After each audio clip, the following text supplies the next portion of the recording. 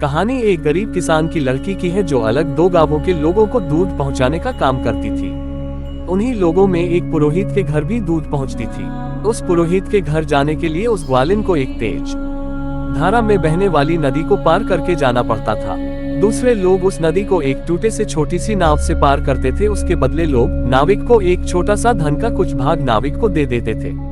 एक दिन जब उस ग्वालिन को उस पुरोहित के घर आने में देर हो गई और पुरोहित जो कि रोज ताजे दूध से भगवान का अभिषेक करता था और देर हो जाने की वजह से उस पर चिल्लाया कि अब मैं इससे क्या कर सकता हूँ। उस ग्वालिन ने कहा कि रोज की तरह आज भी मैं सुबह ही घर से निकली थी, लेकिन एक ही नाविक उस नदी में नाव चलता है और उसी नाविक के वापस आने के इंतजार करने की वजह से देर हो गई। तब ये सुनकर पुरोहित ने गंभीर मुद्रा धारण करते हुए उससे कहा कि लोग तो भगवान का नाम जपते हुए बड़े दो समुद्र पार कर जाते हैं और तुम ये छोटी सी नदी पार नहीं कर सकती।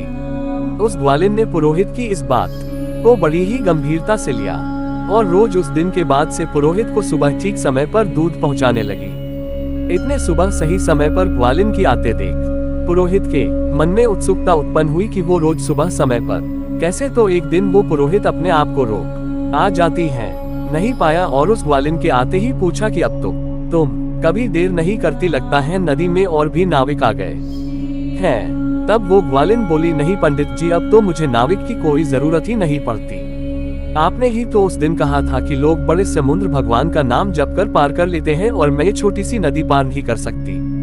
तो बस रोज भगवान का नाम जपते हुए मैं वो छोटी सी नदी अब बस 5 मिनट में पार कर लेती हूँ।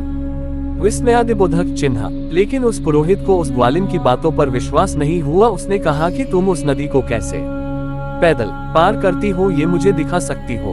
तब ग्वालिन और पुरोहित दोनों उस नदी की तरफ चल पड़े और वो ग्वालिन उस नदी के पानी पर पैदल चलने लगी। इन देखकर वो पुरोहित भी उसके पीछे दो नदी पर चलने को आगे, लेकिन जैसे ही पैर आगे नदी में बढ़ाया वो नदी में गिर पड़ा। तब वो ग्वालिन जोर से चिल्लाई कि आपने भगवान का नाम नहीं लिया, देखो आपके सारे कपड़े गीले हो गए।